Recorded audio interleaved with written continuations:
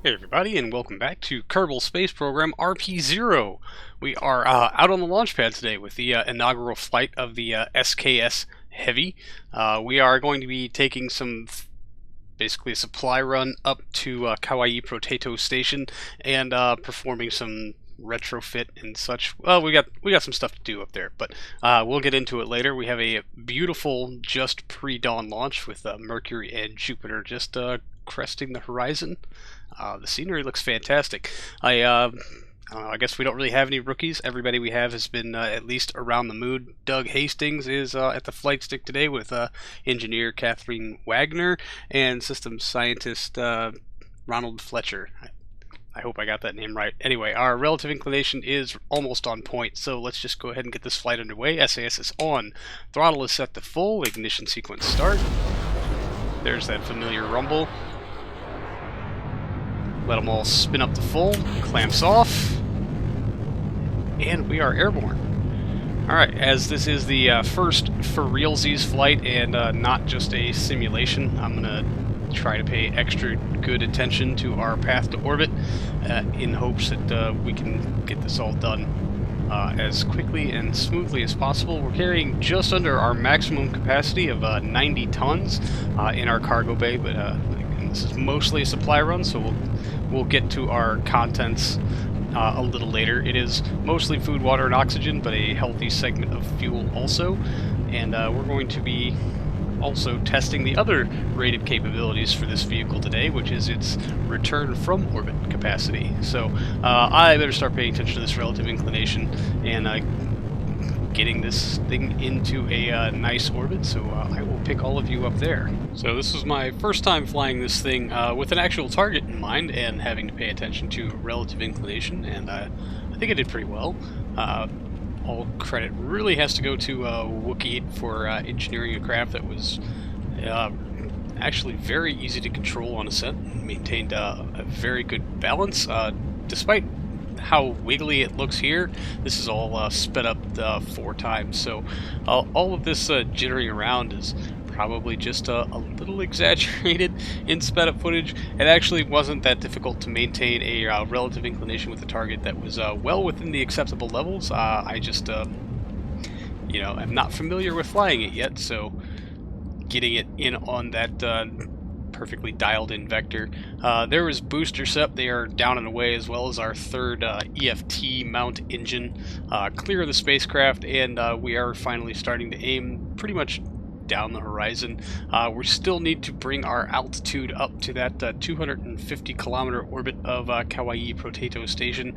Currently we have just passed the mark where we will actually be going to space today for our mostly veteran crew. I think we haven't hired any new Kerbals, so we've got a pretty good veteran crew. Here's some good cinematic angles that I just felt like capturing because, hey, why not?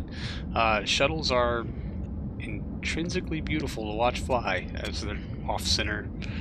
Center of thrust versus center of mass makes them just appear way more impressive.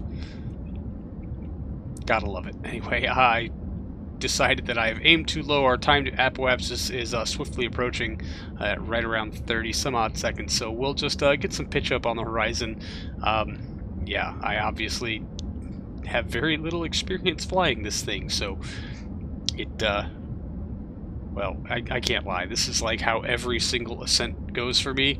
Don't pitch down enough, pitch down too much, pitch back up again to compensate, somehow manage to make it to orbit despite my terrible piloting, you know, things like that. Anyway, we're coming up on the 215 or so kilometer apogee, so I decided I'd start checking to see where Kawaii Potato Station is relative to us so that I can decide if I want to undershoot or overshoot.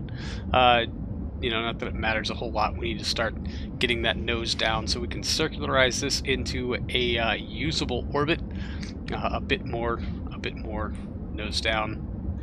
Not as extreme as some of the other ones, but we're coming up here on main engine cutoff, so I will turn you back over to old me for live coverage. You know, not the greatest. 429 by 229. Almost 400 meters per second left in our EFT, but we'll go ahead and jettison that now. run our post-MECO action group, which shuts down the RS-25s and locks their gimbal. Excuse me. And garbage collection. There we go. Yep, gimbal locked. Stage in our HA-10s. I think that should be just our aft tank unlocked. And let's go ahead and run our boot sequence here on our forward cap. Ooh, excuse me. So we're going to talk about this a little bit very quickly. Extend panels, there's that. So this docking port that's here on the nose, this is the NASA docking system shielded. I actually do not have this part unlocked yet, and because of that I could not build an adapter that the SKS Heavy could use to rendezvous with Kawaii Potato Station. So there's that. We're just going to call this a mock-up prototype mass simulator docking port for the time being. What we did build into the cargo bay, however, was this crew tube section with an Apollo standard docking port that is currently on use on Kawaii Potato Station, so that we can actually perform docking, although from an unorthodox axis that I'm sure the craft was not verified for. So, you know, just looking at the rulebook and laughing, as per usual. So let's at least get our solar panels oriented in the direction of sunlight and not obstructed by the cargo bay. And we'll take a look at the map view and see what we have to do to make this rendezvous happen in, hopefully, an orderly fashion. Not before we take a quick save, anyway. So, first things first, we'll jump out to the map view and get a bearing on where we are versus where Kawaii Potato Station is. I'll just double check the targeting, make sure we've got it all figured out, and after a orbit or two, it looks like our point of closest approach is not shifting around the orbit, so we will plot a node to make some adjustment to that, 5 or so some odd meters per second correction, just to let these two spacecraft catch up to each other in a little more timely of a fashion. The OMS engines all light, which is definitely of benefit, and now we have that separation at closest approach marker moving around our orbit, so we will try to set up a node to make rendezvous happen, although I think we're going to have to blow right past this one, but that's fine. That gives us an even better encounter that looks like we'll be able to tune with a little bit more precision. So as soon as KSP decides to actually let me see my data values, it looks like most of it is going to be a radial burn, which really means I should move the node around further in the orbit, but I was very pressed for time, had a live stream coming up very shortly. No spoilers on that though, because we'll get that footage up probably in a day or so, you know. And it was dealing with things completely different. So we'll just go ahead and burn radial in, which is fine. Our apoapsis is well above the atmosphere, and our burn to rendezvous is going to be somewhat impressive. So after getting our separation at closest approach down to the sub 3 kilometers range, we'll start trying to adjust that on RCS, although it's not cooperating very well at all. You'll see that number is not shifting very much at all. So what we're going to do is kill the node, just kind of reassess our situation, and plot another node a little further in our orbit, so hopefully we can make these changes a little bit more efficiently, considering our current separation is only about 2.5 kilometers. I would really, you know, a couple hundred meters is generally what I try to shoot for. So we'll plot a node in 51 minutes time, almost an entire orbit, bringing us right around to rendezvous before we'll start to, or not rendezvous, separation at closest approach, before we'll try to bleed off some of this excess distance and bring ourselves in a little closer. Reminded fondly of that one time I accidentally launched rendezvous. Really wish I had the patience, the know-how, and the skill to repeat that kind of thing every time. It's just not the case. So we'll make this 80 meter per second or so burn of pretty much target retrograde to bring ourselves to within 2 kilometers of the target, and then start to use RCS to bring down that separation. A little puff from the OMS engines never hurt anybody, but we're down to about the 300 kilometer or so range. We'll plot our node to match velocities at closest approach, and that will very quickly bring us around for hopefully a nice rendezvous. That was our camera stutter indicating that we are within render range, and boom, there she is, Kawaii Potato Station. Nemo and Dory in all of their glory, making a very, very quick approach with 5 meters per second relative speed. We'll just try to correct for as much of that on RCS as we possibly can. I don't really want to light those OMS engines. They are just AJ10 118Ks. They don't pack a whole hell of a lot of punch, but 4 of them together will actually move this thing at a pretty decent rate. So now that we've zeroed ourselves out, we're going to start making our initial approach to the station, and hopefully trying to get ourselves lined up for a docking port. You'll see that initiating physics warp does very funny things. Thankfully, it does not result in a collision. I don't know at what margin point we could expect one, maybe.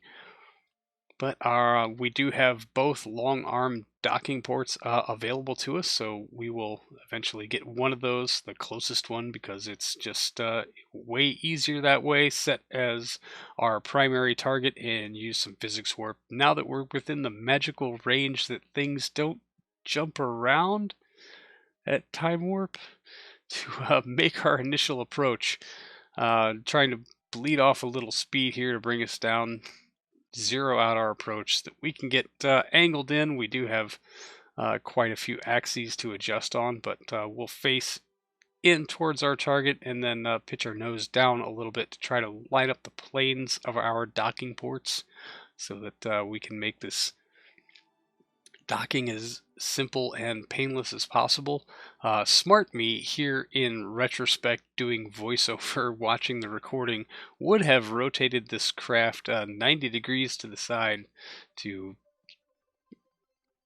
I don't know, help our future endeavors. I don't want to spoil things that will be coming up, so I'll just leave it at that. This was not the best approach, even though it was definitely the easiest, all things considered.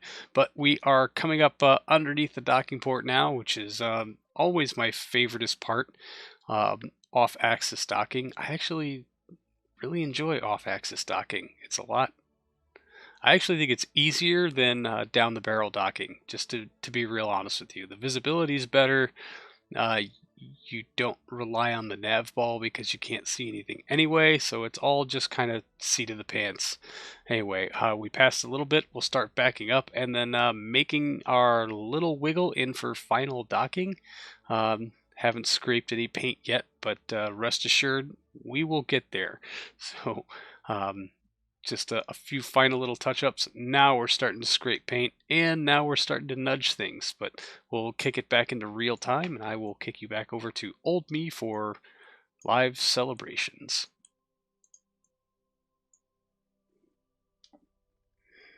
Whew. All right. And there it is, our first successful rendezvous and docking with the SKS Heavy. And not a bad sight, honestly.